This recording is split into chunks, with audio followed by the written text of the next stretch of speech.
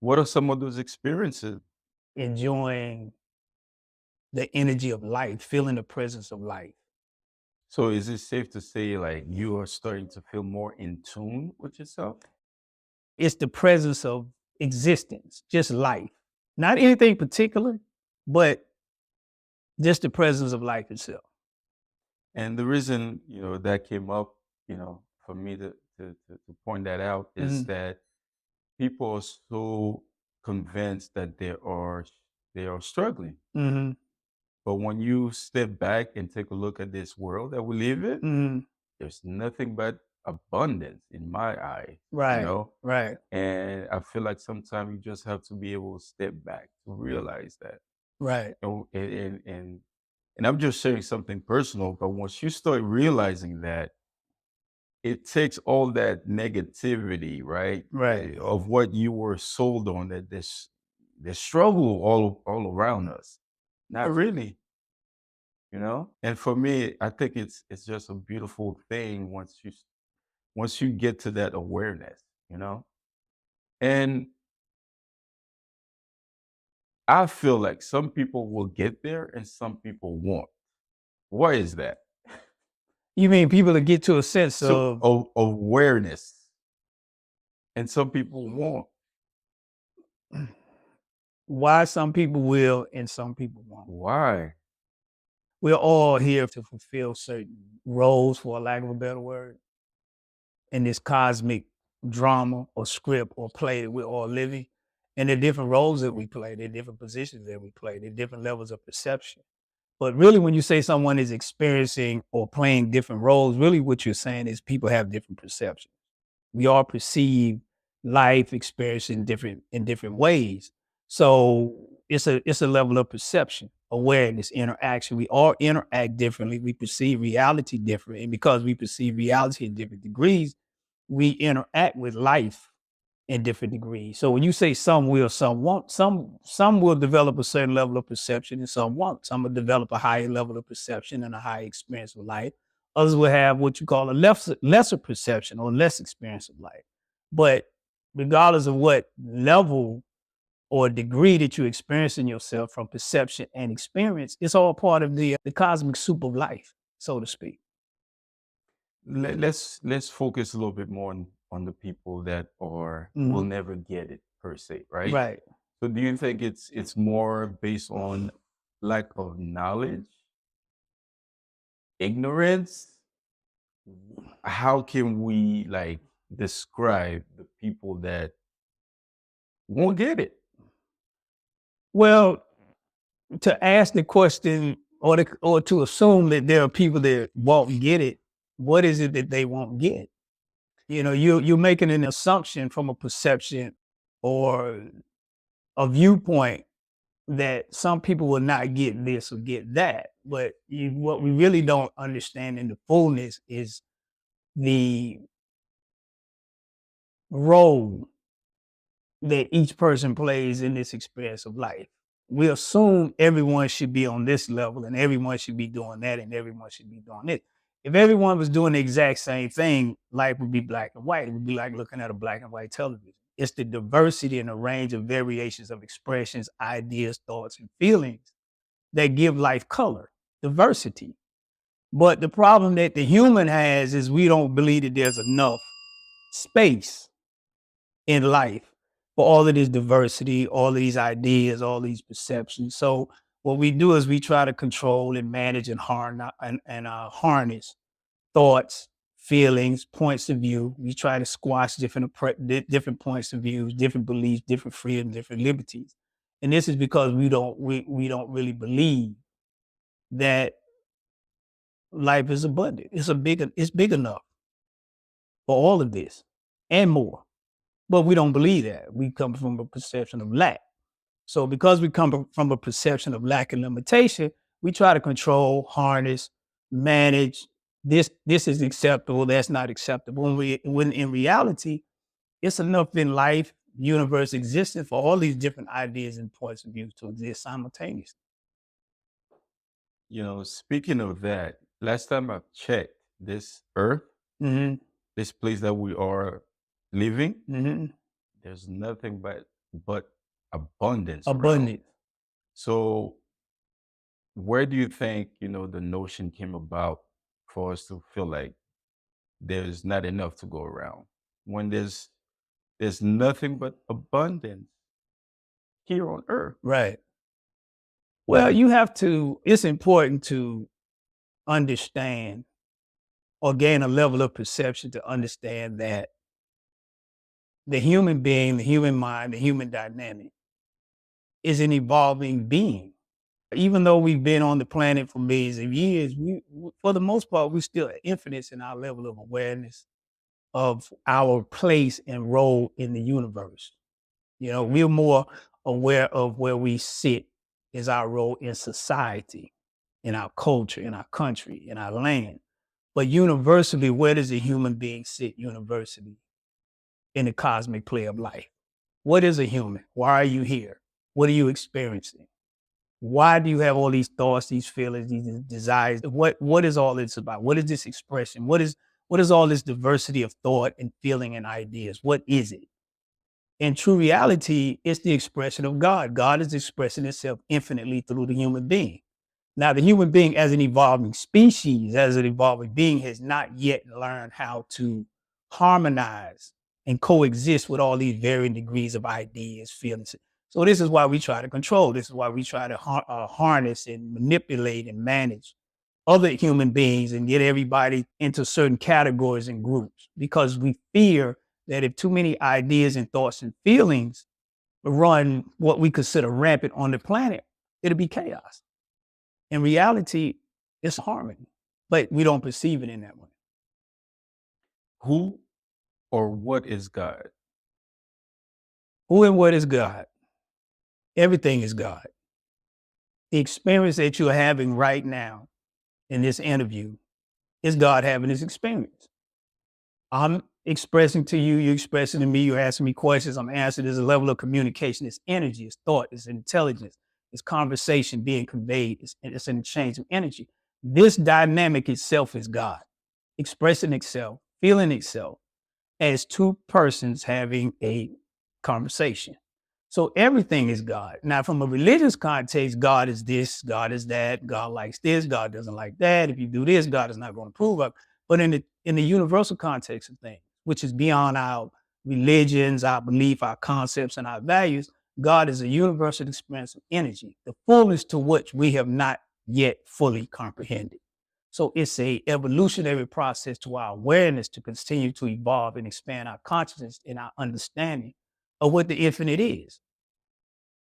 And at this particular stage in our development, we're still learning that. So since day one, you've been very consistent, right? Right. To, express that, you are God. We are all We God. all are God. Right. Right. And I just have to ask that question. Mhm. Does that also include women as God? Absolutely. I mean, why wouldn't women be God? I know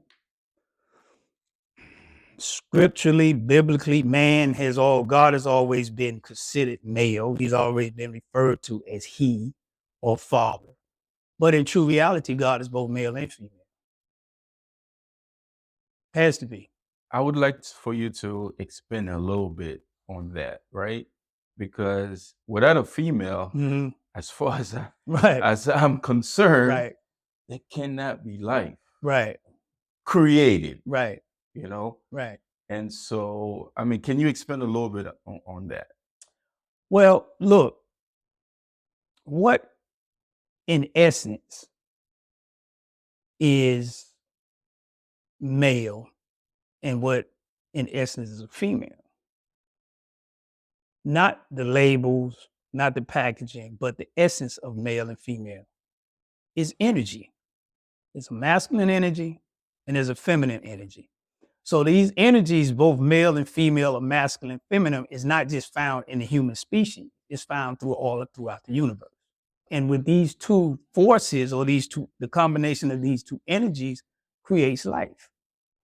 A thought and a feeling is male and female. The thought is male, the feeling is the female. When you combine a thought and a strong feeling, it creates an experience, the child. So the phenomenon or the principle of these energies is the basis of all creation. From invisible energy, which is masculine, invisible energy, which is feminine, the combination of these two dynamic energies create a manifestation, life, experience, the child. So the essence of masculinity and femininity is not just a male anatomy or female anatomy, but it's the energy, the spiritual energy, the essence that is behind masculine and feminine. And God is both. If we're all God, Mm-hmm. why is there so much evil in this world? You will have to assume that what you're experiencing is evil. What makes it evil? Why would you say, why would you call it evil? Give me an example of what you would consider evil.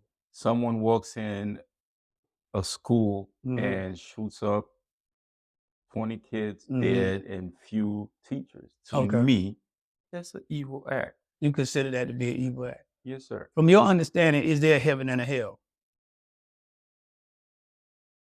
From my understanding, yes. There's a heaven and a hell. Is there a left and a right? Yes. Up and down? Yes. Hot and cold? Yes. Evil and righteousness? It's a dynamic. Now, it doesn't have to be a permanent dynamic. It's an experience based on the thinking, the feeling, the perception, and the acting, the acts of individuals and groups of human beings collectively, consciously. We create the experience of hell. Our true state of reality is heaven from the highest order, the highest dimension, but we create conditions that we call hell. Well, you say, well, why are these conditions real? They feel real. You feel the effects of them, but they're illusory. They're illusion. Well, why you say that? Because the minute you turn to love, hate vanishes. As soon as you focus your attention on peace, conflict vanishes. Right? So they are byproducts of human consciousness and perception. They do exist in our experience, in the human experience. Okay? But in true reality, they are only a figment of our imagination that we are experiencing in real time. Well, you say, well, they have to be real because we're experiencing. Well, they're real to the extent that we're creating the effects of them. But they do not exist. Hell does not exist universally. You can't go anywhere outside of the human consciousness and find hell. They're conditioned states of consciousness that we create experiences based on what we think and feel. And because we think in a certain way, we feel in a certain kind of way, we interact with each other in a certain kind of way. We create these experiments based on what we think and feel. When we come into the awareness of who we are as God, we will direct our energy in a different way. We will create heaven here on earth. We have the power to do that. That's what makes us so unique as beings. That's what makes us God, our ability to create reality. But what do you mean reality? Our ability to create experiences individually and collectively. We can create our own experience. Creating an experience, a better way to understand it would simply be you're moving energy to form a particular experience. When you focus your intention, your thoughts, your feelings, your intentions, they create or they make, or you get the byproduct or the manifestation of an experience that mirrors what you think and feel. That is what we call creation. The energy that you're creating with, we don't know where it comes from. It just is. We create the experience, but we call it creation. But in reality, you're not really creating because it's already here. You're molding it, the energy in a certain way to give you a certain experience. But we call that creation. For people that are Mm. watching, this podcast, Mhm. right? And that they don't believe in God based on the notion, Mhm. well, if God exists, Right, right? If God was real, right. what would he allow those chaos to happen? Why would he allow chaos to Why happen? would he allow chaos to happen? Any opinion on that? Well, the question can be asked, well, who is this God that you're questioning? Where does this God reside? Who is this God? Right? A deeper question would be, why do we allow it? Because we're God. We're the one that is allowing it. We're the one that's permitting it. We're the one that's taking the focus of our creative power, and we're creating these effects that we call evil. But we turn around and blame it on God. One thing I've learned through my journey, it's always easier to blame someone else. Always. Always. But it's because a lot of it is because we don't understand who we are. We're not aware of who we are. If we come into the awareness, do we accept the fact that we have the power, the ability, the birthright to take our creative energy and mold it into the experiences that we choose, individually and collectively? That is a supreme power. No other creature on this planet can do that. But do we take full responsibility in that? No, we don't.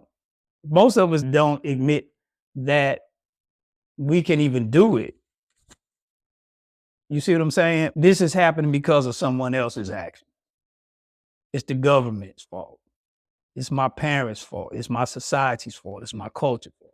So the question has to be, well, who is God? Where is God? And who are you? Why are you here? That brings me to ask, this follow-up question, right? Mm-hmm. Being God sounds wonderful, right? But what does that truly mean to be God? To be God. What does that mean? To be God means that you have a level of awareness, that you have the power, the ability to mold and create life experiences according to the way that you choose. It's taking personal responsibility and saying, I have creative power. Even if you don't say, I'm God, I am God. Even if you can't fully come to that acceptance and say, okay, well, I accept myself as being God. I accept myself as being divine. But if you come to a level of awareness to say, I do have the creative power to create my own experience, individual and collective, that's tremendous responsibility. That's tremendous power. And once you take responsibility for yourself and your actions, it gives you power. It gives you the ability to create and accept that you are a creative being. But we've always been told it. We've been told this scripturally. It's been written. It's not new. My attempt here is to simplify the message, to make it as simple as possible, to take the mystery, the confusion, and simplify the human being, whether you can admit, accept, acknowledge that you are God. The human being has incredible power to create, to mold, to shape life into its own experiences, the experiences of his choice, whether the individual or the collective group of humans are doing it consciously or unconsciously. We cannot deny that we have that power. It's that simple. And when we take responsibility for that, then we create the experiences that we choose. It's automatic. It's built into the system of creation. I mean, I just feel like this is so powerful on what you just said, because until we stop trying to blame everything on Right. God, taking responsibility is going to go far. Far, right. I totally agree with you on Right. that. Right. Why people who claim that they have found God Mm-hmm. are still struggling with their daily lives / relationships? Well, they have found God, but they haven't found the God of creation. They found the God of concept, God of idea. See, God, to most of us, to many of us, is an idea. It's a concept. If you start asking us about God, we'll start telling you God. First of all, we tell you God is a He. And then, well, what religion are you talking about? Well, if you're a Christian, God is Jesus. If you're Muslim, it's Allah, da da da da da da da. But these are ideas about God. So we do hold the idea, the concept, the belief of God, but not of the supreme being, not of the most high, the infinite creative power of the universe, to which we fully do not comprehend nor fully understand intellectually. That God we don't really have a sense of it. Not in our experience, not a sense of this God in our perceptions. This is the evolutionary process that as humans, we're still undergoing. If we had the awareness and the acceptance of the supreme being, the God of creation, the God of the universe, the all powerful, all knowing, then the circumstances and situations of our lives would dissipate. But because we hold God conceptually as an idea, God now becomes an idea. And the God that we do worship, the God that we say is God, is an impotent God. Because we're not accepting, nor are we in tune with, nor do we have the perception, nor are we in line with the infinite source of creation. We are holding conceptual ideas about the infinite, but we don't have a sense of presence, a sense of being, of knowing and feeling beyond doubt that the presence and the power of the infinite is you, it's me, it's all of creation. So there's a separation between us and what we call God because we don't fully perceive God as eternal, as all powerful, as all knowing. God has limitations, like he has likes and dislikes. He approves of this and don't approve of that. This is how we've been introduced to God. So from that perspective, you walking around with what you call God in a very limited perspective. And because you see God in a limited perspective, and you interact with this limited perspective, then your life is limited based on the relationship and how you perceive God in a limited way. When in truth, God is infinite. Would money solve all my problems? It will solve a lot of problems. I was hoping you were going to say yes. It will solve a lot of problems. I don't know about all your problems, but it will definitely solve a lot of problems. It will solve your financial problems for sure. I'm sure it will make things a whole lot easier financially. Financially, for sure. But the sum total of life is not financial. I mean, speaking from experience, I've seen people, like they are billionaires, Right. more miserable than me, than you, Than you, right. people that ain't got, that status. Right. Why is that? Right. Well, you have to understand that there's a difference between having money and well-being. Most of us are concerned with money. And that's a conditioned perception. We believe and see life from that perspective because of the way we've been conditioned, right? But well-being is more valuable than money. Well, why would you say that? Obviously, you don't have a lot of money because if you had a lot of money, you would say that. But it goes back to what you said. There's lots of people with money, but they're miserable. But nobody in their right mind would necessarily give their money away arbitrarily because they understand the value of money. Money has a significant value in the society, but money is not the ultimate. The reason that we feel there's so much emphasis is put on money is simply because we've been conditioned to see money as one of the most important, if not the most important factor in our society. So it's a conditioning. We've been taught and conditioned to believe that when in reality is well-being. Well-being, what do you mean well-being? Your internal being of how you feel about yourself, how you vibrate and align with the universe. That is the source of all wealth. It is the source of all power. It is the source of all success. The awareness of who you are in your alignment in your relationship to life, to God, to the universe, to the supreme God of creation, not the God of religion. It's where wealth lies. It doesn't lie in your monetary accounts because as we know historically, that fluctuates. Money, the value of money dissipates, escalates, varies from time to time, situation to situation. World events change the value of money all the time. But the infinite source of creation is changing because it's the essence of who you are and what you are. So how do we rectify the problem of this world? Do you see the problems of the world as problems? Or do you see the problems of the world as things that we've conjured up in our imaginations? They feel real. People are dying all day. People are dying. People are suffering. people are in anguish all over the planet. So to say that that's not a phenomenon in the experience of people's lives would be foolish. But can these problems be reversed? Can these problems be changed? And by what power can they be changed? They can be changed from your creative power. And I mean, sorry to cut you off, but I believe, I'm glad that I had this opportunity to do this today. You just said something that just hit home for me. Right. Until we take responsibility, this is what we are creating. This is what we create. And then we want to point the finger at someone else. Well, that's understandable. What would be the purpose in using something that you don't even know you have? You don't even know you have it. It would be like me telling you, you have a trust fund that was left to you by a rich uncle or relative, but nobody ever brought that to your attention. You didn't get an email, you didn't get a notice, you didn't get a certified letter. Nobody brought that to your attention. So as far as you know, you have limited resources.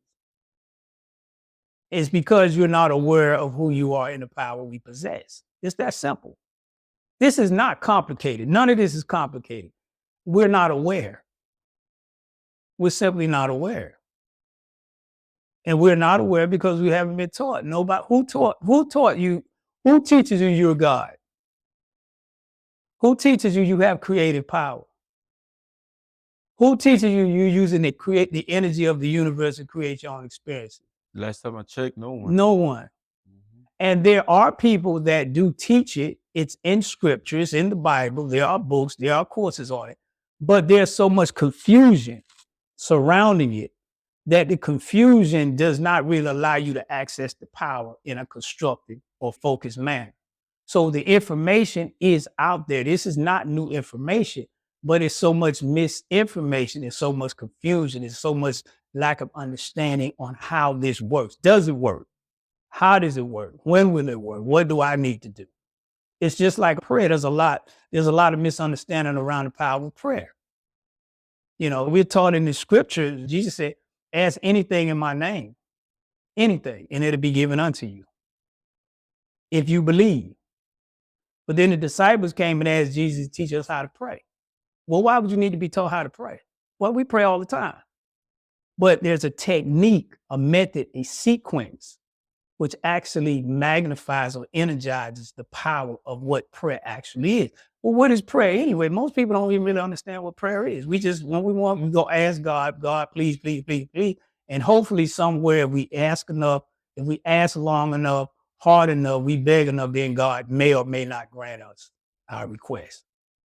That's because we don't understand what prayer is. Prayer is an alignment of your consciousness, your will, with the infinite power of the universe. When you align yourself consciously and you accept the divine power of the universe, you cannot be anything but power. The power is already there. You're just not consciously aligned with it. Your mind is not aligned with it. Your feelings, your emotions are not aligned with it. Your reactions are not aligned. Your thoughts and your feelings are not in line with the infinite power of the universe. You do bring things into your experience, but they're in a very limited manner. So what I've just picked up on, basically, I've been asking God for what's already inside of me. Well, what do most people ask God for? What do most people ask God So for? basically, instead of asking how I can bring this out, like guidance, right? Right. But I'm asking, hey, I want $1 million. Right. So You I already mean, have $1 million. But no, I mean, if I tell you, Bruno, you already have $1 million, you know what you're gonna say? Yeah, right. Where is it at? right. Right. So basically, it gives you the understanding as Right. well to turn that into whatever it is that you want. Let's look at that a little deeper, though, right? Okay. God, according to scripture, placed Adam and Eve in the garden, Mm-hmm. right? Now, it's very interesting that he placed Adam and Eve in the garden. It's interesting. So what did he place in the garden? He placed the energy of masculinity and the energy of femininity in a garden. Well, what do you do in a garden? What do you do in the garden? What do you use a garden for? It's to create. To grow things, to grow manifest to things, create. right? Yeah. Okay, so he placed Adam, masculinity and femininity in the garden. When you put masculine and feminine energy in the garden, they create. I could have just had a garden and I could have just had Adam. I could have had a garden. I could have just had Eve. I could have had Eve without Adam in the garden. I could have had Adam without Eve in the garden. But it was the combination of these forces, these energies that came together that created the reality. They were in a conscious state of perpetual creation. So what is the benefit of becoming God? What do you want? What do you desire most? Your deepest desire, not your surface desires, your deepest desire. Because surface desires, I want a house, I want a car, I want to be successful. What is it that you desire deeply? A better experience here. A better experience here. That's what I desire. Okay, and where do you think that desire comes from? Within. Within. So you would say that God gave you that desire. The infinite God of the creation, not the God of religion. Absolutely. Okay, so if the infinite God of creation gives you the desire to experience yourself in a deeper way, in a more creative and expansive way, right? It gives you this desire, right? What would you have to do in order to experience it?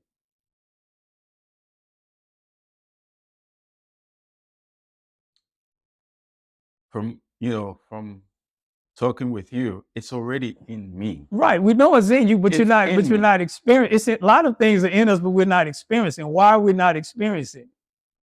Why not the experience? Because ultimately, that's you want a desire for an experience, right? Mm-hmm. So we have a desire, but we're not experiencing ourselves in the manner in which we desire. I believe it's because we're going about this the wrong way. We want to take charge. We think we know what's best or how to do it. Right. And when you look at it, it seems like we're always failing. Right. Versus turning back to the creator to ask him for guidance, right? As you said, if I want $1 million, it's already inside of me. Right. But how do I? It's not in the bank account. It's not in the bank account, but it's not in the material bank account. Correct. It's in the spiritual bank account, but it's not. Yeah, you want to move it. You want it to materialize into your actual banking account. Mm-hmm. Now, when you can tell me how to do that, Emmanuel, then I want to really hear what you have to say. You will definitely grab my attention. Right. I don't think I'll be the only one. Right. But right now, you're just telling me I'm God and I have $1 million, but it's not in my bank account. Right. So you want me to tell you how to get it into the bank account? I would love to hear that. I would love to hear how to get it into the bank account. The first thing that you have to do is acknowledge the infinite in all that you do. And ask the infinite to guide you. Be clear about what you want and understand that your desire for $1 million. Why do you desire $1 million? Why? You want the experience. You probably have things you would like to do with the money, but it's the experience, right? So where does this experience come from? Where does this desire for this experience come from? You just have it. It comes from the infinite. Who makes $1 million anyway? $1 million is an idea. What is that? What is the idea of $1 million? Where does the idea of money come from? You think money is a man-made thing? God gives us the idea of money. God is money. So if God gives you the desire, he gives you the money, he gives you the desire for the money. If he gives you the idea of money and the desire for the money, then it must be within your realm of experience. If he gives you the idea, he gives you the desire for the money, he also gives you the solution and the answer to how to experience the money. You're not asking God. You're asking the world. You're asking YouTube. You're asking courses. You're asking video. That's a part of the process. That's fine. There's nothing wrong with it because many people do manifest millions of dollars by following certain systems of money making or whatever, but they're based in competition. If God gives you money and gives you the desire for money, then God also gives you the answer by which you manifest to experience this money. But here's the key. You have to move from asking God for the money to asking God for the guidance, the formula. Like when the disciples asked God to teach them how to pray, you have to ask God to show you how to cultivate and develop your garden. Here's Adam, there's Eve. He put them in the garden. They had to have instructions on how to cultivate and grow things in the garden. You have a garden. We are the garden. We are the conscious garden of God. And so our ideas, our thoughts, our feelings, our desires are to be made manifest in this garden of creativity, this garden of consciousness. That's why you're here, to express the ideas, the thoughts, and feelings of the Creator. But you're trying to do it on your own. Number one, you don't know your God. Number two, you don't understand your creative power. You don't understand you're in a garden. You don't understand it is your birthright and the will of the universe that all of your desires are to be fulfilled. Good or bad, right or wrong. If you can think it, it will manifest, meaning that you will experience it. Think it and feel it. Think it Right? and feel it. It didn't say that you will experience good and no evil, or evil and no good. It said whatever you think and feel, you experience. But if you want something specifically within that formula, you have to go to the Creator and ask, not God of religion. And I keep emphasizing it, not the God of religion, not the God of theology, but the God of the universe, to guide you, to show me, is there anything that I need to do? Make me a millionaire, not give me $1 million. That's a significant difference. You see, make me, mold me, shape me, grow me, evolve me, give me directions and instructions, whatever it is that I choose to experiment. When you are looking for a particular place, hotel, restaurant, whether you go to a new city or you're in your own city, what do? Number one, you Google it to get some information on it. And if you want to venture there, you put up a GPS, right? To guide you To to guide that you. location. Global Positioning Satellite. Well, we all have an internal guidance system, but you never tap that one. Well, why we don't tap? Because we don't know we have it. We're looking for external guidance system. And you have to understand that we live in a system, culture, and environment that is not designed to make this manifestation easy. It is designed to make it difficult. And the method by which you use to manifest these is always moving, it's always changing. That's by design. But the supreme, the eternal guiding system, the internal guiding system is always there. It's never changing. It's just waiting for you to access it, to ask for it, guidance. And when your GPS comes up on your phone or in your car, you don't ask no question. You don't need any answer. You offer no resistance to any directions. If it tells you to go 1 mile and make a left, you go 1 mile and make a left. You don't say, well, go 2 miles and make a left, and then you get to, you get there and you be like, hey, should I make a left or a right? You offer no resistance. Because why? Because you trust it. You have faith in it, confidence in its ability to get you from point A to point B. You do not have that confidence or that belief in the infinite to do that because you do not believe that God is all powerful. And rightly so, because the God that you're praying to is not the God of creation. You're praying to a God of ideas, the God of philosophy, the God of theology, the God of religion. That God does not have the power to deliver you. That God does not have the power to save you. That God does not have the power to direct you. Because ultimately, the God that you're praying to is not God. You're making what they call it, a graven image. You're making a God beside God. And this is where we're repeatedly falling short. This is the reason why, I feel like this podcast right here is so powerful because a lot of us, until you hear someone to at least make you think, Right. you don't have to believe, right? Right. At least make you think a different way. Right. Because we all know it's insanity for you to keep doing the same The same thing, thing, but expect a a different different result. result.